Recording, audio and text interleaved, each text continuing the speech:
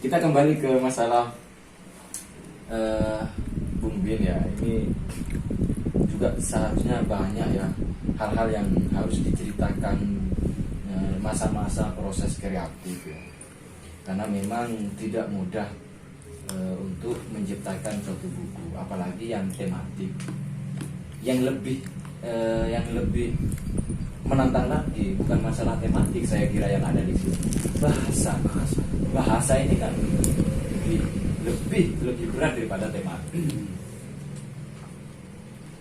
Jadi kesulitan untuk ini kan banyak juga sebenarnya bahasa-bahasa yang tidak saya dapatkan di sekarang atau di daerah saya. Mungkin untuk pencarian bahasa itu sendiri bisa sedikit diceritakan. Semisal di daerah saya untuk anak-anak cari mano ya, cari-cari burung, terus anak-anak cari kepiting, itu kan sudah hampir punah. Kemudian hal-hal yang bahasa yang berkaitan dengan itu hampir punah juga. Nyemburungi, alebunan atau pedang oreng itu kan punah, tidak akan dipakai karena memang peradaban itu sudah tidak ada. Peradaban ini menyangkuti banyak hal, baik itu dan lain sebagainya nanti ya. Mungkin untuk apa? Bahasa yang lintas generasi atau ini juga perlu untuk dikupas. Iya, kesulitan saya salah satunya di bidang itu, di bidang bahasa, karena kan lokasi saya, letak geografisnya itu bersebelahan dengan Pamekasan. Jadi ada banyak bahasa Pamekasan yang berhasil saya serap dan saya tahu itu. Untuk Sumeneb saya ya ada banyak bahasa ungkapan yang saya tidak tahu. Apalagi kalau Bangkalan itu pengalaman saya sewaktu mondok di Pramian. Jadi ada banyak tahu di sana. Saya justru sulitnya itu ketika misalnya mau membahasakan halus salah satu bahasa. Jadi ada bahkan saya di satu cerpen itu saya campur baur antara itu iyenje dengan engki punten. Karena memang sudah kesulitan. Ini mau pakai bahasa Madura yang mana gitu loh. Akhirnya ya seperti itu. Saya harus ya enggak apa-apa wis campur, berani-beranikan aja gitu. Kemudian juga saya sambil lalu biar ada kesan memang saya mempertahankan bahasa itu. Jadi saya memang sambil lalu mencari-cari bahasa-bahasa Madura yang khas dan hanya digunakan oleh orang-orang tua. Karena yang saya lihat itu begini, bahasa Madura hari ini, ungkapan bahasa Madura hari ini itu lebih banyak yang bahasanya slang lah, kalau nggak itu slang ke arah gaul. Saya buktikan misalnya dari kata sapa. Sapa itu atau siapa itu sekarang di bahasa lisannya itu tidak lengkap sapa tapi sa. Bedekan cenah sa. Gitu toh. Padahal aslinya sapa. Akhirnya sa. Edim. Padahal aslinya Edim mah. Edim DI. Padahal DI ya. Itu juga perubahan-perubahan, dan ketika saya tuliskan mungkin model ungkapan seperti itu, ini justru akan tidak dipahami karena memang tidak lengkap dan hanya ada di suatu kawasan. Untuk mencari potongan selanjutnya itu sulit ya. Ini apa maksudnya? Iya. Dan itu memang slang banget loh di Madura, banget slang-slangnya gitu. Setelah saya pahami loh, ini kalau Jakarta misalnya itu berarti bahasa khas-khas gue lolo kan. Iya, bahasa Betawi kan. Berarti Maduranya kayak gitu berarti. Editsa I. Ya kan cuma I, padahal iya maksudnya I. Hal-hal itu yang belum berani saya masukkan. Jadi saya juga harus mencari yang paling tidak harus lengkap. Misalnya yang lengkap itu bagaimana itu kalau ke barat, Madura ke barat itu derma. Kalau ke timur itu berema. Nah, jadi kalau ditulis itu akan, kalau kita yang masih belajar itu bremak gitu tulisannya, langsung R bremak padahal barema. Iya, juga ada langsung itu ditulis langsung ya. Mate M langsung. Itu aslinya kalau menurut saya cuma dari logat. Iya, dimadurakan nih, dimadurakan langsung. Misbuk itu kan juga dari cerita orang tua yang padahal kalau kebanyakan orang ya pasti bilang Facebook kalau ya. Akhirnya ya ikut misbuk juga. Yang bilang suara. Ya biar lebih madura banget gitu. Jadi begitu ya untuk Dari kebahasaan. kesulitan kebahasan pasti ada. Makanya memang ada yang protes masalah kebahasaan itu. Gimana bahasa di daerah saya itu dianggap kasar gitu. Atau bahasa di daerah saya itu sudah bercampur baur dengan bahasa Indonesia. Dan itu memang keluhan. Ada sebagian kawasan itu sudah 50% bahasa Madura dengan bahasa Indonesia. Sudah campur memang. Makanya sekarang saya juga tergabung di Wiki Madura. Dan itu sekarang kami bergerak untuk membuat Wikipedia yang murni berbentuk website berbahasa Madura. Sementara ini masih inkubator, masih ikut ke Wikipedia yang internasional. Nanti kalau sudah memenuhi syarat-syarat tertentu akan bisa fokus ke karena memang ini yang belum digarap gitu. Ya alhamdulillah saya aktif di sana dan memang keluhan teman-teman ya di itu, keluhan teman-teman di masalah ya kebahasaan karena mereka sendiri bahasa di daerah saya sudah campur baur. Ini juga tertarik ya masalah pembuangan, tidak semuanya huruf H ini kan dibuang. Saya yakin dalam bahasa Madura, di dalam bentuk penulisan itu huruf H tidak semuanya dihilangkan. Akhir pasti ada, insya Allah begitu. Terkait masalah huruf, orang Madura tidak bisa bilang UI jadi warung jadi baru. Ya. Kemarin juga ada Alex Subairi itu menulis status Bismillah jadi Bismillah gitu kan. Jadi Bismillah gitu kan penemuan baru. Iya. Kemudian diplesetkan lagi kemarin bahwasanya Sampang ini zona biru hijau, biru daun, tidak punya hijau. Nah, ini saya juga mau menyinggung terkait masalah H ini kan menarik. Secara tulisan kita kalau SMS, Messenger atau WhatsAppan pakai bahasa lokal tetap ada H. Pasti. Nah, ini bagaimana ini mengenai huruf H? Ini harus didudukkan. Iya makanya karena di dalam pengucapan itu memang beda dengan penulisan. Karena bahasa Madura itu lebih dahulu bahasa lisan daripada bahasa tulisannya. Gitu, ya. Jadi di lisan memakai bahasa pakai H gitu loh, pakai H. Tapi di penulisan karena memang saya belum pernah ikut ke kongres-kongres seperti itu, tapi yang saya lihat memang hampir semuanya tanpa huruf H. Ya tore misalnya, ya tore tidak tanpa huruf H itu dalam penulisannya. Karena yang saya lihat penulisan itu mungkin sudah dibakukan dan tanpa huruf H itu. Kalau seperti W yang tadi bukan berarti kita tidak punya. Karena memang pengucapan kita untuk W itu mungkin sulit. Iya, sedikit pernah baca di yang pernah ditulis oleh Bung Bin ini masalah terkait esai huruf W nggak punya Madura. Iya, ini juga kan saya juga mempunyai sedikit apa istilahnya ya, kecurigaan bahwa sebenarnya huruf H ini ada di akhir ini karena memang orang Madura itu kan pekerja keras. Jadi kalau ngomong lagi tidak stabil nafasnya itu, jadi kapan jadi diucapkan itu lagi capek gitu, jadi ada hanya semua nafasnya nggak seimbang.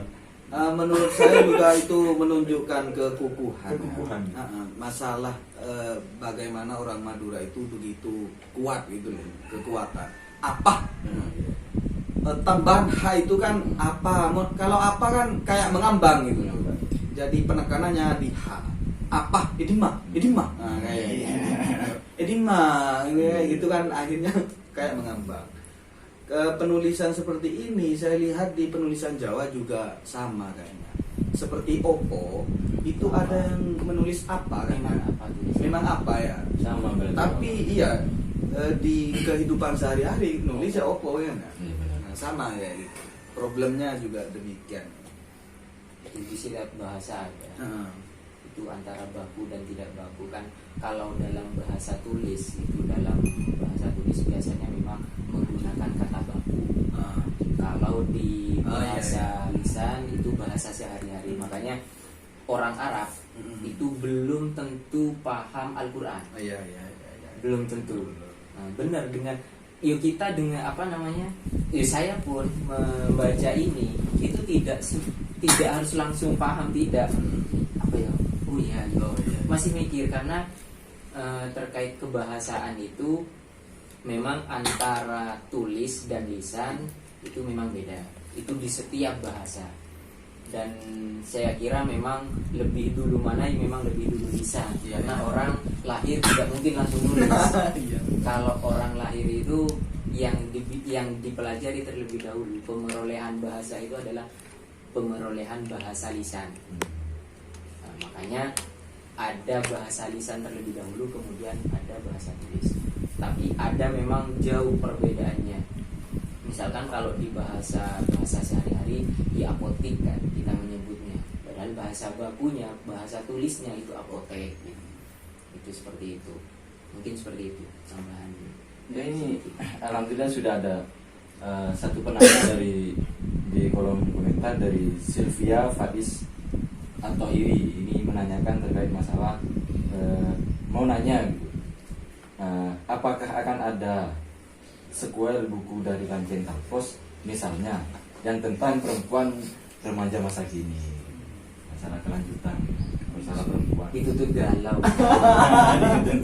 Padahal ini tidak mengarah ke bab galau loh, meskipun judulnya Kanjeng Talpos. Saya justru memotret, ada juga yang memotret kekinian, itu ada juga. Misalnya di judul yang Ombar ini saya justru melihat potret kekinian, bagaimana banyak pertemuan dua insan yang itu tidak seperti dulu. Dulu itu kan harus misalnya kalau kita mau menikah, itu paling tidak orang terdekat kita, atau paling tidak orang terdekat dari orang tua kita. Tidak langsung. Iya, tidak langsung. Sekarang justru kita banyak menemukan orang menikah diperantarai oleh Mark Zuckerberg, Facebook gitu. Nah, di Ombar ini saya memotret itu. Jadi ada perkenalan yang diawali justru melalui Facebook. Dan untuk di kawasan saya sendiri itu sudah mulai terbuka. Ada sudah tiga orang yang itu memang perkenalan dengan belahan jiwanya itu melalui Facebook. Dan itu ya sampai sekarang, sampai ada yang punya anak sudah. Jadi orang sudah terbuka. Kalau dulu mungkin banyak yang tertipu mungkin ya. Ada yang di foto profilnya oke, tapi ketika bertemu ternyata jelek. Yang sekarang justru ya aduh ada. Kalau yang sekarang justru malah lebih ini, banyak orang yang sudah kalau dilihat ternyata secara profil sesuai, ya foto yang ditampilkan juga sesuai, justru itu malah mempermudah gitu loh. Oh ini enak, tinggal melihat bagaimana. Nah itu potret yang saya tuliskan untuk saat ini. Kalau masalah sequel harus ke masalah khusus fokus ke perempuan, karena saya sendiri laki-laki ya. Terus kemudian saya pernah punya pengalaman dan itu menusuk sekali dari Mas Huri. Saya pernah menulis cerita di mana tokoh utamanya perempuan. Kemudian diapresiasi oleh Mas Huri, alhamdulillah, yang orang Lamongan itu. Assalamualaikum Mas Huri. Itu beliau bilang ini penulisnya laki-laki, menulis tentang perempuan yang sama sekali tidak menjiwai tentang perempuan. Dan saya itu setelah saya baca lagi, iya ini kok rasa-rasanya itu tokoh utamanya laki-laki. Tapi mencoba untuk jadi mencoba untuk jadi feminim gitu loh. Tapi nggak bisa. Kita harus masuk gitu. Nah makanya mungkin ke temen yang nanya itu, jenengan lah yang harus menulis melanjutkan. Ya. Tapi memang secara penokohan memang tidak utuh secara perempuan di sini, meskipun hebohnya Ramunir itu ya terkait masalah politik tadi, belum mengeluarkan ketar-ketirnya sebagai perempuan di dunia politik kan, Iya, iya. atau dunia hubungan anak dengan ibu, belum ada yang keluar dari yang benar-benar ya, karena saya memang tidak berani. Iya, benar. Saya tidak beraninya nanti ini tokoh utamanya perempuan, tapi kok rasanya kok laki-laki. Katanya menulis laki-laki.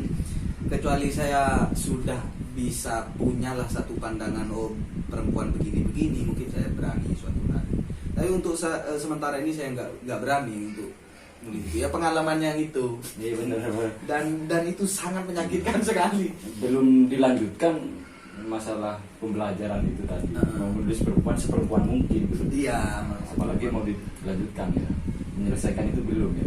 Jadi memang begitu ya, kadang kita merasa dewasa di hadapan orang tua, padahal tetap anak-anak. Iya, anak-anak. Jadi ukuran kita lepas dari hubungan ibu dengan anak itu bukan kedewasaan ya. Karena memang ada suatu status yang tidak bisa dipisah. Saya mengkhawatirkan kamu bukan karena kamu dewasa, tapi karena kamu anak saya gitu kan. Iya.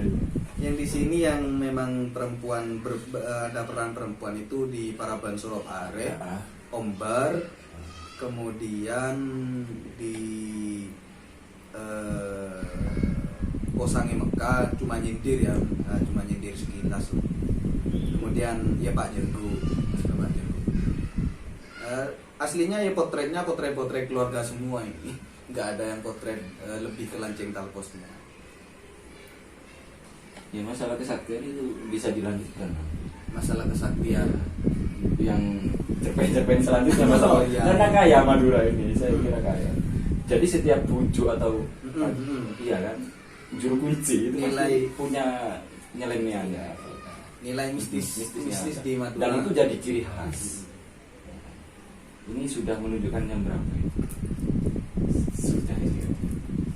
Untuk menutupi, mungkin saya minta sedikit ya motivasi buat teman-teman yang lagi proses atau ada niatan untuk menulis seperti Bumbing.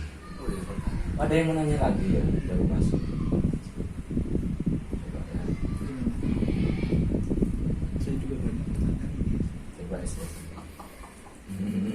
Sambil menunggu ya, nggak apa-apa. Ini ada yang masuk nih, mana? Dari ini. Nah ini Pak, ada satu yang masuk.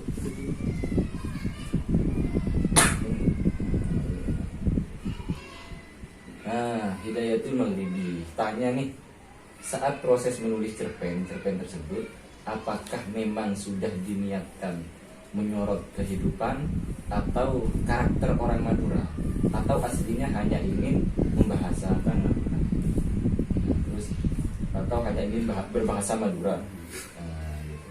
Coba ini ada dua sebenarnya, cuman untuk yang pertama ini saya ulang lagi, saat proses penulisan cerpen ya, apakah memang sudah diniati menyorot kehidupan atau karakter orang Madura, atau memang untuk lebih ke bahasa? Tentu sebagai penulis punya keresahan masing-masing ya. Benar. Dan saya menulis ya juga berangkatnya dari keresahan. Saya pernah membandingkan ya tulisan saya sendiri itu, saya menulis dengan pola bahasa Indonesia dulu lalu dimadurakan. Dan tidak masuk ke cerpen ini ya. Dan itu tidak kena memang, tidak bisa. Saya sudah nyoba itu ya, akhirnya di blacklist, tidak masuk. Saya coba saya bahasakan Indonesia, kemudian saya madurakan, loh ini kok nggak nyambung gitu, kok malah kaku, kok rasanya kok aneh gitu.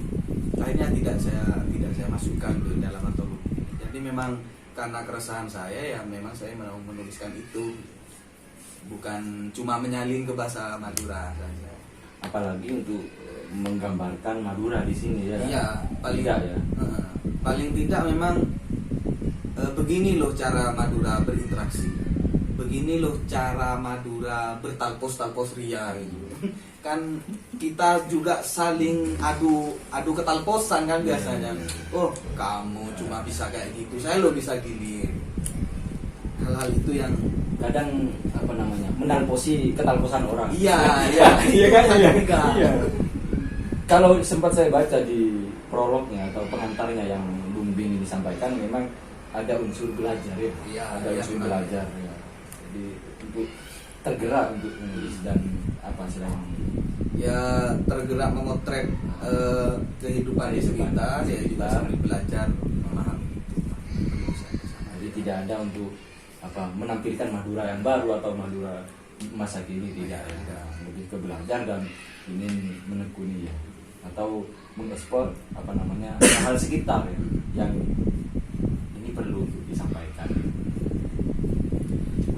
Puncak talposnya orang Madura itu nanti suatu saat akan ada di surga duluan dengan menjual satenya sebelum orang lain di surga. Itu puncak Iya, dan ketalposan orang humor-humornya Madura. juga talpos. Humor-humor lama.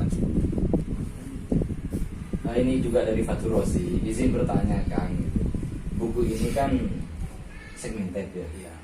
Sebenarnya komoditas mana yang ingin dituju oleh penulis? Mengingat tadi sempat diulas buku dikemas dengan bahasa-bahasa yang humoris.